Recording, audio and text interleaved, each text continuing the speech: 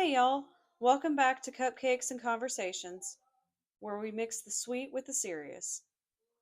I'm Elizabeth Asante-St. James, and today we're talking about how one word, rehabilitation, has been stretched, bent, and frankly misused inside the Ohio Department of Rehabilitation and Corrections, especially when it comes to parole. Now, if you're watching this episode on video, you'll see me in the kitchen making a batch of bourbon vanilla cupcakes with maple buttercream icing. And yes, the recipe will be on all the socials and in the description. But right now, that's just the backdrop. We have a bigger conversation to have. What rehabilitation is supposed to mean? Let's be honest. Rehabilitation sounds great on paper. It's meant to signal that prisons aren't just places of punishment, but places where people can change, where they grow, where they can ideally come home better than they were. But inside Ohio's system,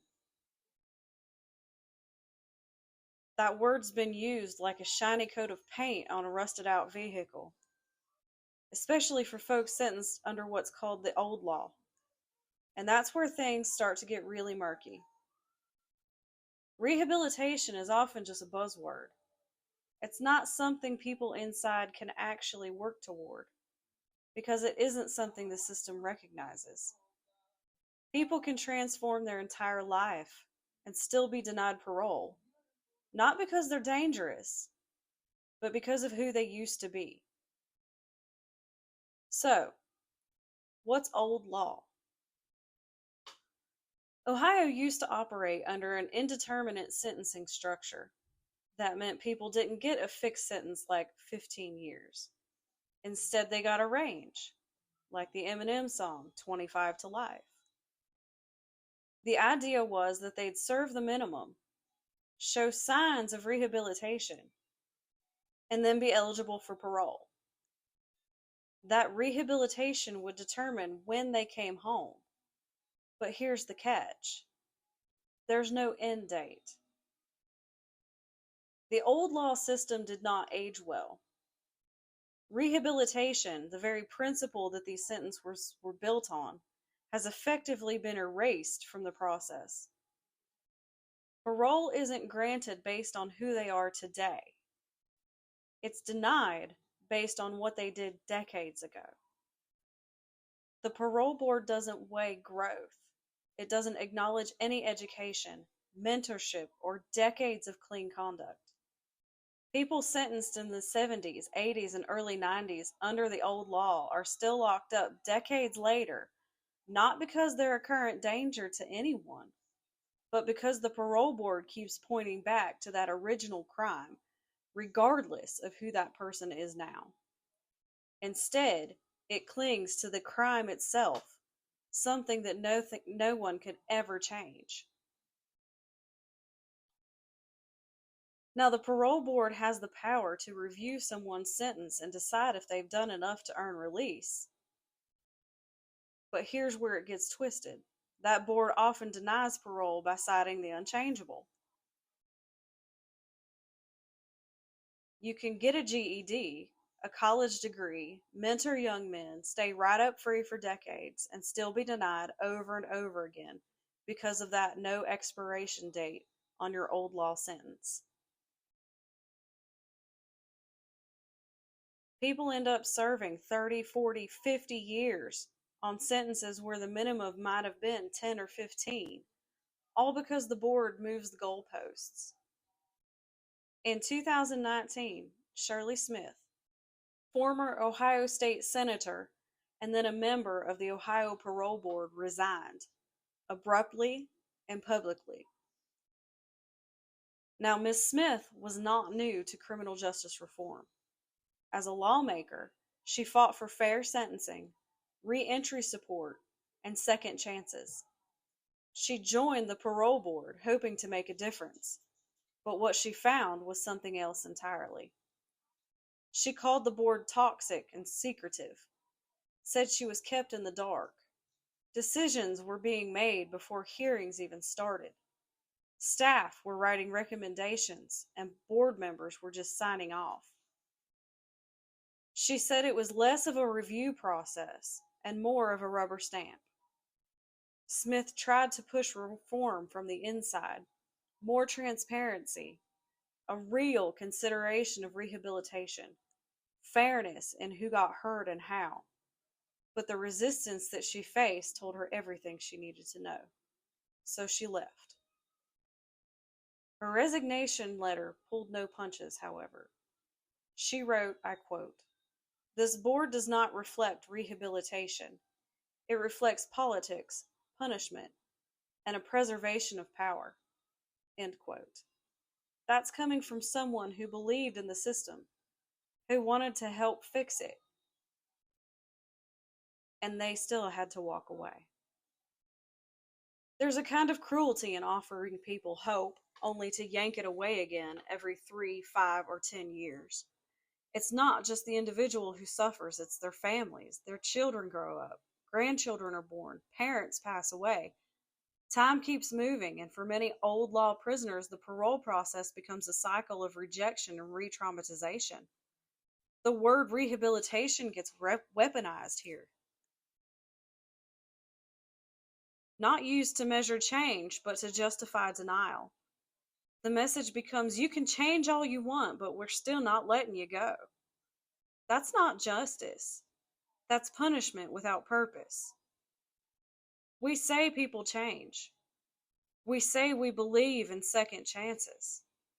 But when it comes to actually releasing someone who's done the work, who's shown they aren't who they were, we don't walk that talk.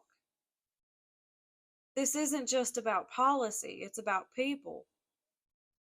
It's about mothers, sons, entire families waiting decades for a fair shot at bringing their loved one home. It's about justice systems that prioritize safety in name, but not in evidence.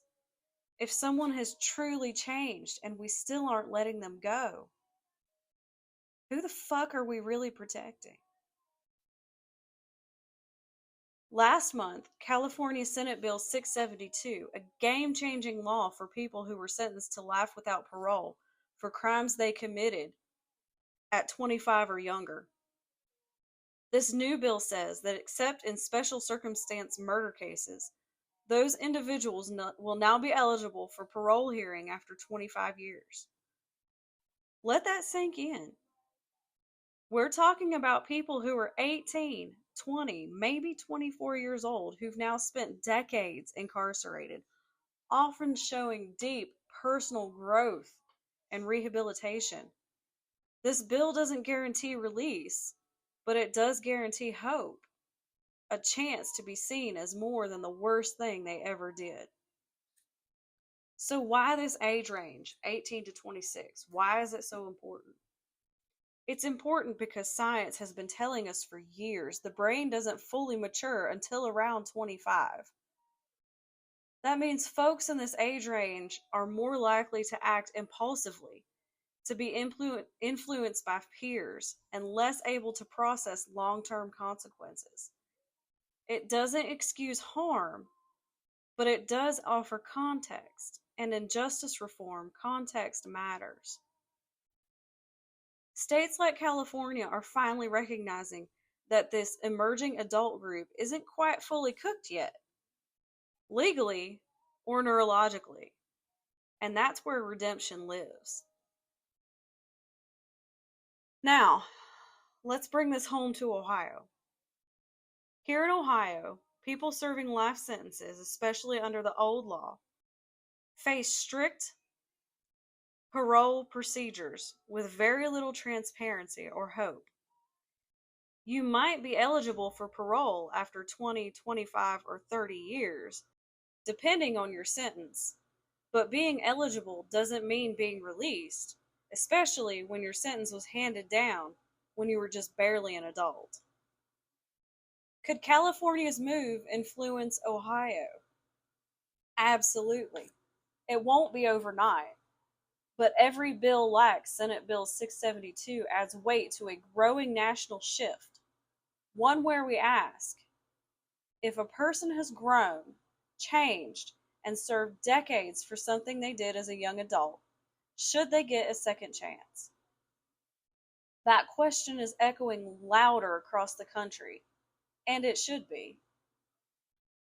So, whether you're tuning in from a prison cell, a policy meeting, or your kitchen table, I want you to know this: change is possible, both in people and policy. And laws like Senate Bill 672 remind us that justice doesn't have to be a forever punishment, it can be restoration as well.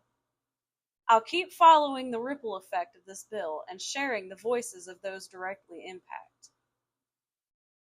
Now, don't get it twisted. This isn't about being soft on crime. It's about being honest about time, growth, and human potential. If someone has done the work, if they have proven over decades they are no longer the person that they were at sentencing or at the time that they committed the crime, what exactly is the point of keeping them behind bars? Ohio needs to reckon with the legacy of old law sentencing, because what we're doing right now is not rehabilitation. It's warehousing, it's avoidance, it's fear dressed up in bureaucracy. And until that changes, the promise of rehabilitation in our system is that, just a promise, not a practice. Words mean something until systems twist them. We can either let that continue, or we can start rewriting the definition by holding these systems accountable. They want to hold these inmates accountable for their actions, but who's holding them accountable for theirs? And maybe it just starts with something as small as a conversation.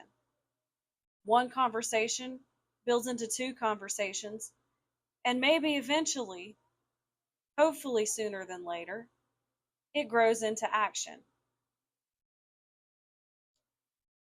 So that's it for today's episode of Cupcakes and Conversations. If you're still here, thank you so much.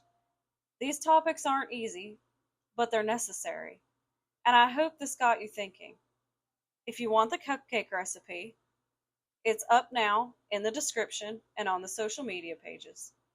As always, stay curious, stay human, and remember, no system changes without a little bit of pressure. I'm Elizabeth Asante-St. James, and I'll see y'all next time.